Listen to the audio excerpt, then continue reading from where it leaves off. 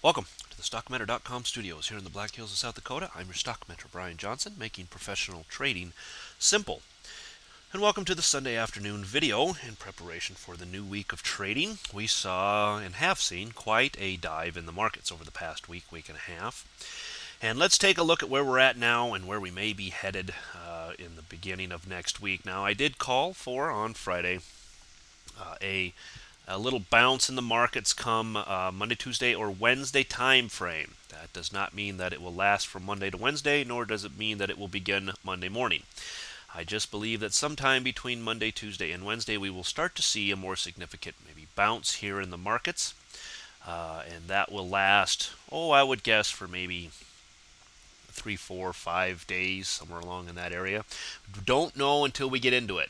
Still not enough information in the markets for me to start making guesses as to how far, how high this bounce will go. I'm just seeing some things now in the markets that would lead me to believe that a bounce is coming. One of those being, as you see on the Dow chart here, most of the charts are all looking this way. See this little channel that we've started in? Started out very sharp decline here for all you Elliotticians. This looks like a clear 1, 2, 3 of some sort down. Where 3 ends and where 4 begins and where 5 ends is anybody's guess.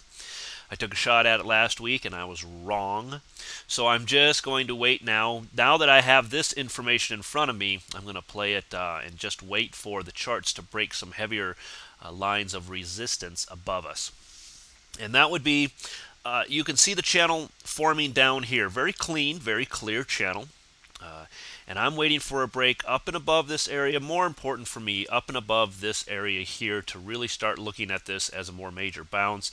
We saw a move back here last week. I think it was right in here. It might have been this one here. I have to look at the SPX that I thought that the bounce had happened or was happening. It then went down very quickly the very next day. We are still in this channel. So I want to break above 10,250 on the Dow to really start looking at a more potential and more sizable bounce to the markets themselves. Here's the Dow on a daily, and look at the bears take control here. Move this thing straight down. This was a couple weeks ago, Wednesday, Thursday, Friday. Then move it straight sideways for a few days, which is common. Crash into the, not crash, but move down the rest of the week, ending Thursday and last Friday here. You can see that we did get below and close below some major signs of support. 10,000 should also be a stopping point there, but I see the real next major line of support down here near 9,700. That is quite a ways down. So as I said before, I would still be expecting a bounce here. Any break down this direction, I'd be very careful around the 10,000 area on the Dow. It's only 67 points away, so it'd be a very, if you miss the shorting opportunity here, you're chasing it at this point. If you want to intraday trade it, you can do that, but be very cautious. Keep your stops tight in the near-term future. Here's the NASDAQ on a 60, and look at how much it's fallen over the last week, week and a half. Down here about the 1740 area, you can see it kind of closing. It looks here that it closed kind of below. I'm not convinced that's really below yet. I'd put this mark here between the 1740 to 1742 area, so call this a really thick line of support resistance down in this area. But needless to say, quite a move from the top up here near 1900 that we tried on 1, 2, 3 different occasions to try to break and just were not able to do it. From a daily standpoint, you can see the selling pressure coming into a lot of the bigger, more major stocks, Apple being one of them, followed by Google. Some of those charts just look disastrous. They have really, really taken a sharp haircut the last few weeks, and if you haven't followed them, look at those charts and you'll see why. You'll be flabbergasted at the move that it made. It's been quite a powerful move down by some of the heavier tech stocks, and the volume just keeps getting larger. It just keeps growing on these bars to the downside. So while I am calling or looking for a little bounce here in the markets, the NASDAQ might be a little bit more ahead of the rest of the markets in this particular quarry. So you'll want to watch and be sure that it stays above this 1720, let's say 1730, 1740 area, right around in this area for your bounce. Otherwise, there could be some continued downside. This move may not be over yet.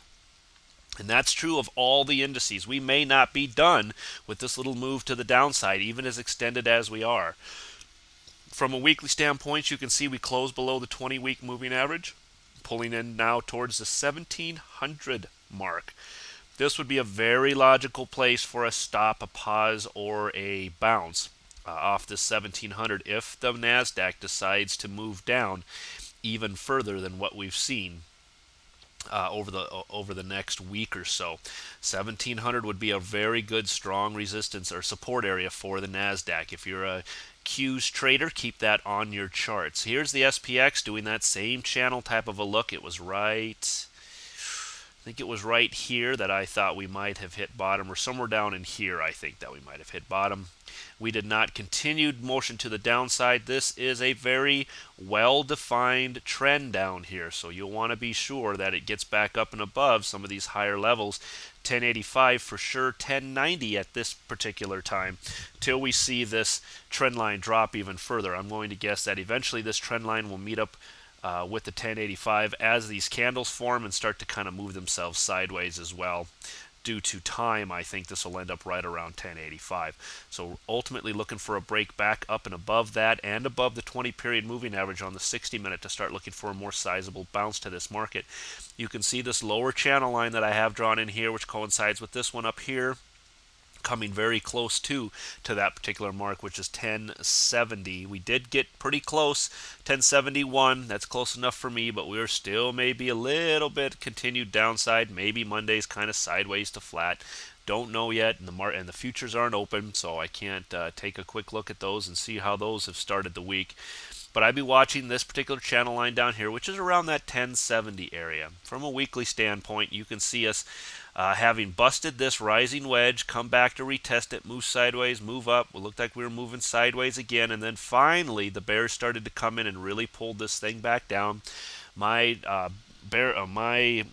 bias is still neutral to bearish, obviously, at this point, and it's going to stay that way until we break 1150. If we break 1150, I'm back to neutral to bullish, but until then, I am neutral to bearish, at least for the next few weeks, I would say. Here we see a close below the 20-week moving average. Next point would be down here towards 1050, and even below that, that would be quite a major move by the bears at that point. And that would certainly, for me, start to really, obviously, add a little bit more bearishness to my biasness right now. I'm probably 40% neutral, 60% bearish, but it could get much larger than that if we saw a major move down towards this area here. VIX on a daily, we're going to watch this week too, as the VIX looks like it's poised for another move. If it decides to pull back one more time back down here towards this area, that's going to move the markets up. That'll be the bounce we're looking for, somewhere back down into this area here.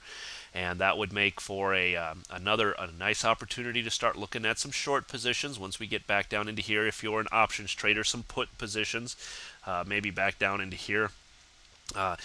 If the markets decide to crash a little bit more, maybe we see it move back up here towards this 200. But all we're going to watch for is this major area here at 27 and now 23. These are the more major areas I'm looking at now. As we saw a lot of fear enter the markets a couple weeks ago, and it has only subsided slightly from where it was before.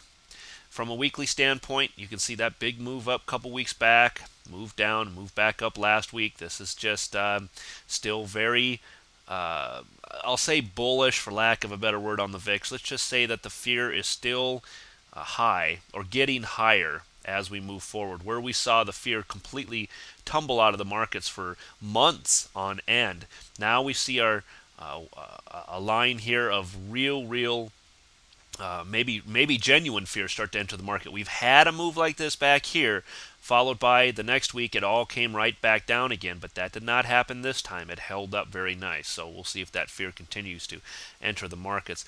Apple just really getting crushed the last few weeks, the last few days in particular, just really